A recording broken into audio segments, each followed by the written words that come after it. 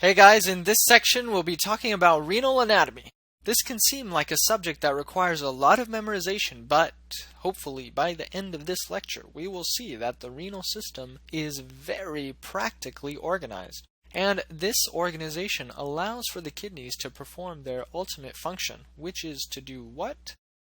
To conserve water while eliminating wastes in land-dwelling animals like humans.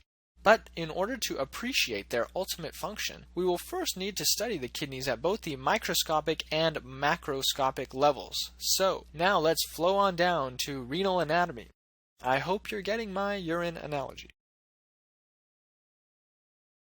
At the gross anatomical level, the kidneys are retroperitoneal organs, located at the level of which vertebrae, let me ask you? The answer is T12 through L3. And that's on the left side. On the right side, the kidneys are slightly lower due to the liver. They receive blood from the renal arteries, which branch from the abdominal aorta at the L1 level. Renal arteries, L1. And they drain venous blood through the renal veins to the inferior vena cava. Now keep in mind that the renal veins pass in front of the renal arteries and aorta. There are two important points about the renal veins. The first is that the left renal vein, the left, is longer than the right. And that is why the left is chosen for living donor transplantation. So why is the left renal vein longer? Because the inferior vena cava lies to the right of the aorta, so the left renal vein has to travel a greater distance. The second thing to keep in mind about the renal veins is that the left gonadal vein, seen here, drains into the left renal vein, and then the left renal vein drains into the IVC. Whereas on the right side, the right gonadal vein drains directly into the IVC. So, due to the right angle at which the left gonadal vein drains into the left renal vein, and also because of its slightly longer length, the pressure inside the left gonadal vein is higher than in the right gonadal vein. As a result, testicular varicoceles are more common on the left than in the right. Now, do you remember what a varicocele is? A varicocele is an enlargement of the pampiniform plexus of veins found in the spermatic cord of the scrotum. This can be a very painful condition and can reduce fertility because sperm production requires a controlled temperature environment, which is controlled by the blood flow in the scrotum. Another part of renal anatomy involves its sensory innervation. The kidneys send sensory information to the spinal cord at the T10 and T11 levels. T10 and T11.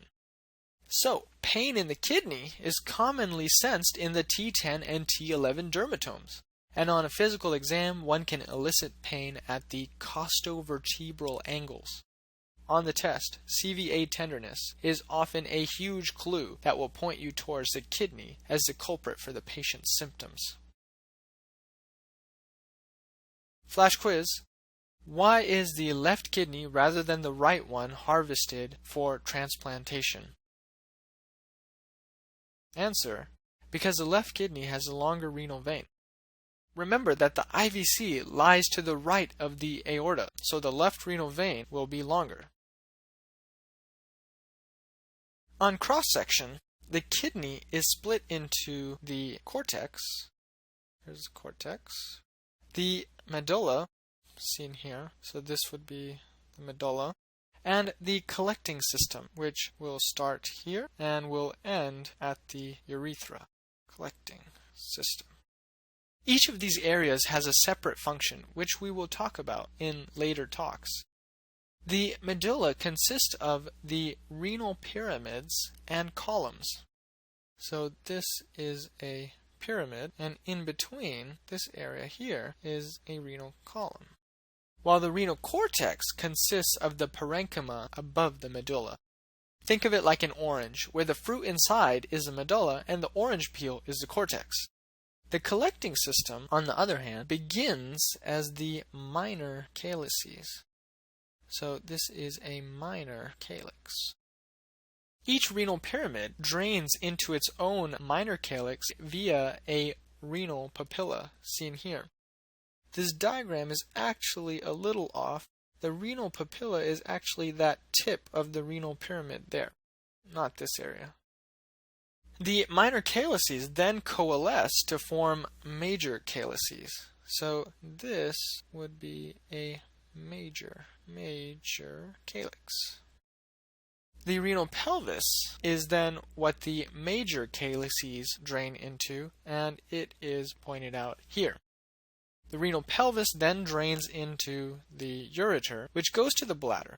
And finally, the bladder drains into the urethra, which has two sphincters, an internal, which is voluntary or involuntary?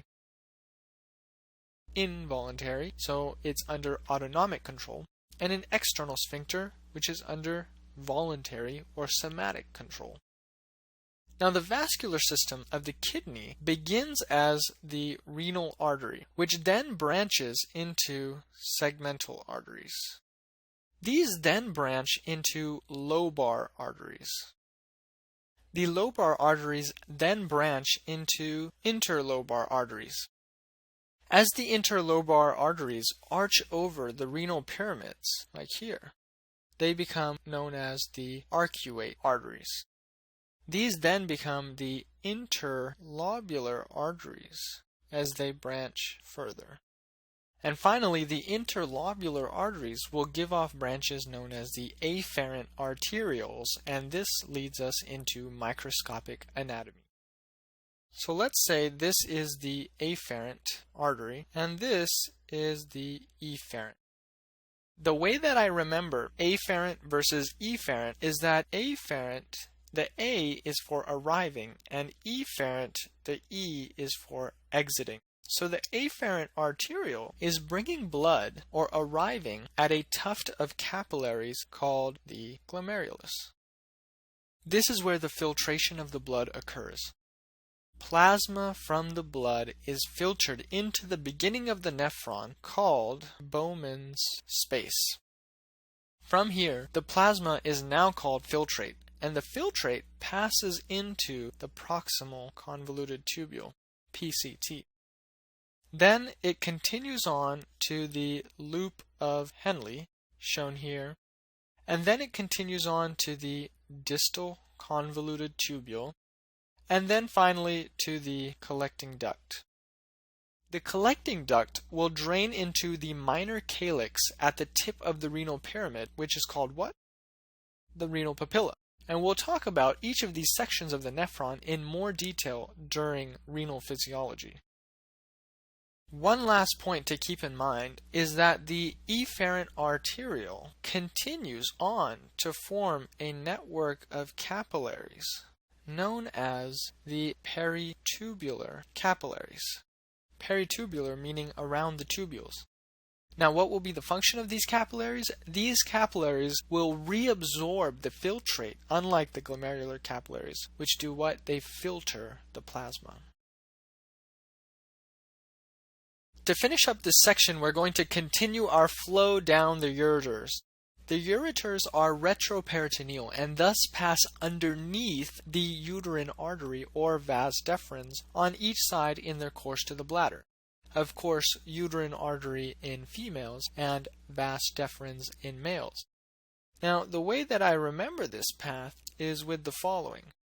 Water under the bridge.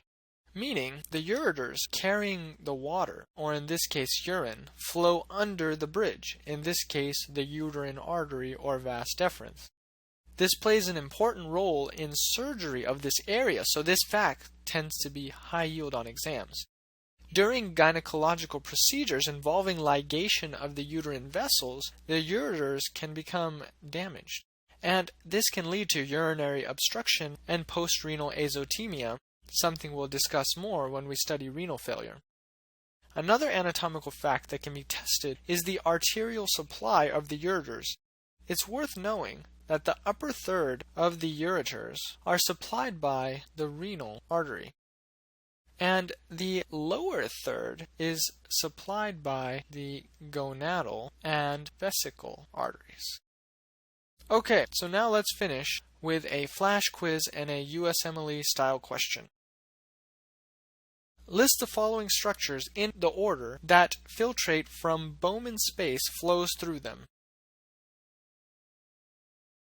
The answer is first the proximal convoluted tubule, then the loop of Henle, then the distal convoluted tubule, and finally the collecting duct. Remember that proximal means near and distal means far, and that all nephrons ultimately drain into collecting ducts. And the loop of Henle is the loop between the two convoluted tubules, so this should help keep everything straight. A 2-month-old boy is brought to the physician after his parents palpated an abdominal mass while bathing him. They deny any fevers, chills, decreased urine output, or hematuria. A large mass is palpated in the midline. Abdominal ultrasound shows pelvic kidneys fused at their lower poles and not in their usual anatomic positions. Which structure prevents his abnormal kidney from occupying its appropriate position? The correct answer is B. Now let's see why. This patient has a horseshoe kidney, which forms when the inferior poles of the two kidneys fuse during development. As the kidneys ascend from the pelvis, they encounter the inferior mesenteric artery, and therefore they cannot rise to the normal level in the abdomen. Patients are usually asymptomatic, but they do have an increased risk of bowel obstruction, renal infection, and renal stones. Now, A and C are not correct because the aorta and inferior vena cava run parallel to the migration path of the ascending kidney, so they wouldn't be able to block it. And D and E are not correct because the intestinal arteries come off the superior mesenteric artery, which is above the inferior mesenteric artery. So, that wasn't so bad. Now it's time to replenish your extracellular fluid compartment because we have renal physiology coming up next.